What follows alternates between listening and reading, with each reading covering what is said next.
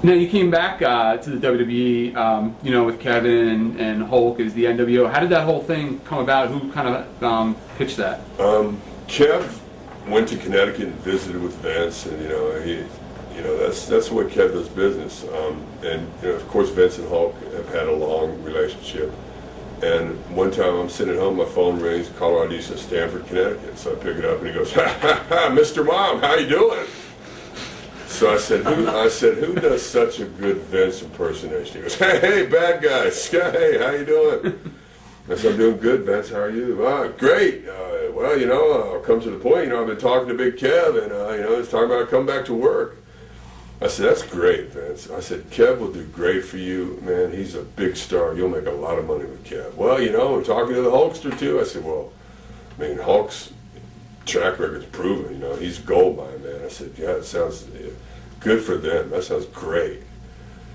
Anyway, well, what about you, big guy? Hey, we need you there. And I said, well, Vince, I'm raising my kids by myself, and I don't know, man. He goes, well, don't you think we can work something out? I said, well, if we both want to, I know we can.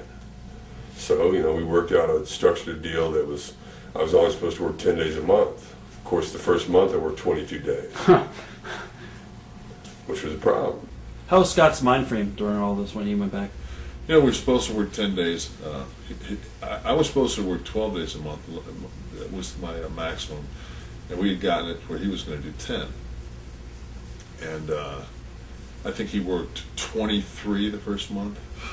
He's got custody of both kids. They basically fucked him so royal.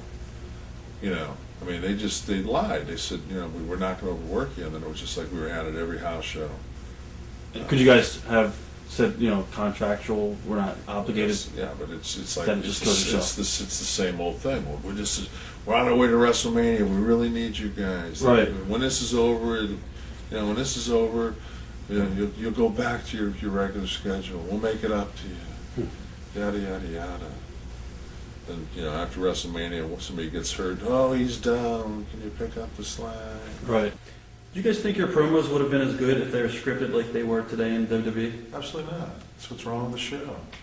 I think we're all about that fucking show is the name of it. Remember when we got there, they would make you rehearse. Should be Monday Night Contrived. Welcome to Monday Night Contrived! They would when we got there at the end of the other thing, they would make us rehearse in front of Vince. And stuff, yeah, in front of Vince. He'd go, now, and that was when they'd say stuff, and he'd go, you gotta remember now, they're gonna go, what? Every time you say something, that when Austin's what thing was over. Had it been done the way that we would have dreamed it had been done, Vince does stuff way better. Vince could have made the nWo even bigger, but he chose not to.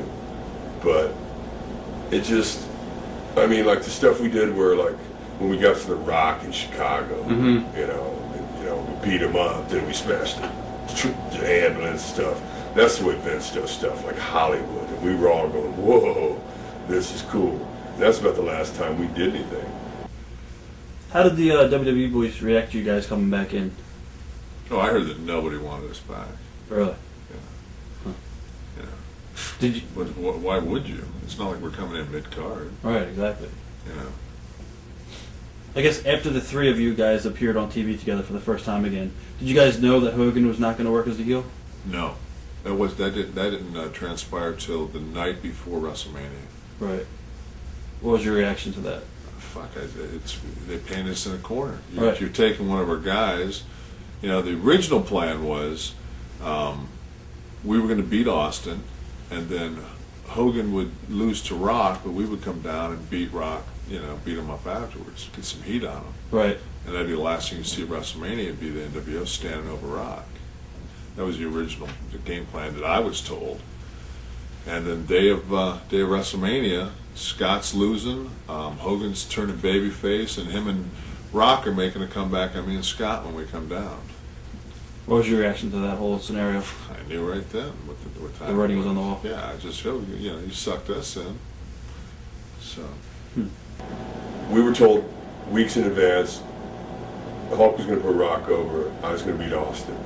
Then a day or two before the pay-per-view in Toronto, Vince calls me in for a meeting, change the finish. So I remember going, what? Yeah, okay, no problem. You know, in other words, why did you call me? You're wasting my time. Yeah. You don't want to do business? In other words, you're a mark. You know, I don't know. I felt that I'd been lied to, and I just wanted out of there. I was happy I even made it to WrestleMania.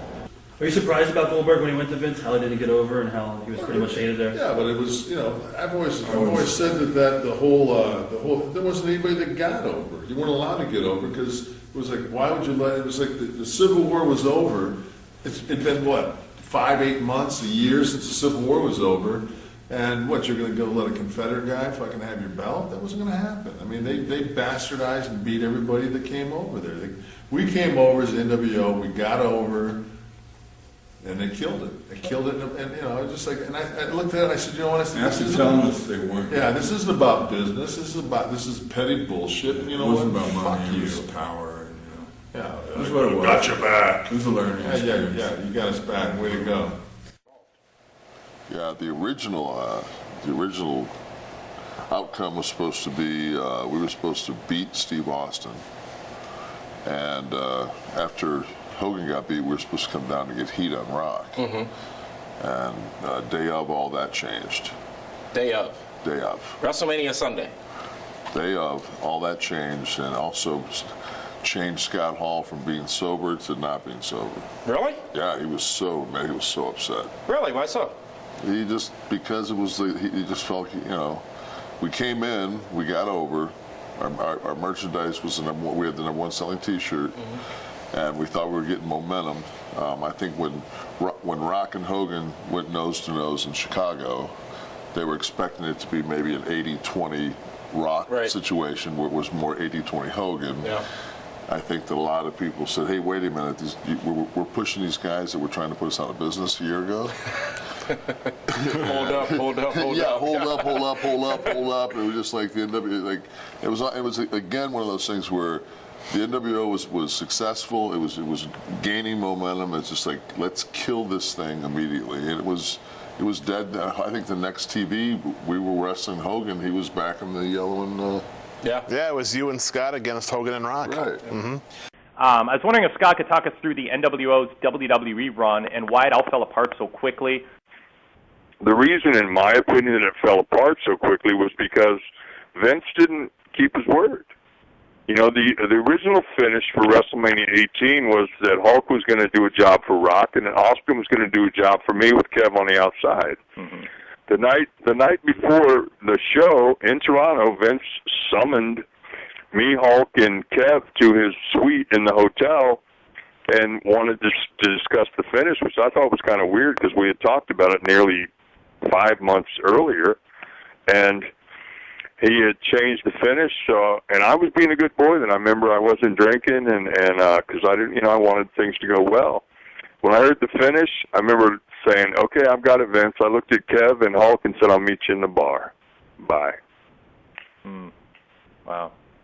I thought it was pretty lame, and you got to remember this too. In my opinion, only my opinion, Vince can't really push the NWO because it wasn't his idea. That will be him admitting that Eric Bischoff was smarter than him, and that ain't going to happen on Vince's TV. At least on the subconscious level, Vince is probably not going to allow himself to do what could have been done with that. It could have been huge. It could have been huge. Oh my goodness! I don't think he would purposely sabotage business over something like that, but I just don't think he was able to get behind it because it wasn't his baby. Right. Well, and like we discussed earlier, I think before you got here, was we were putting Vince and his machine up there over for how thoughtful and how painstaking they are about every television broadcast and everything that happens, and attention to detail. So, you know me, Pac. I mean, we have been in many car rides and hotel rooms and clubs where we sat around and talked wrestling philosophy.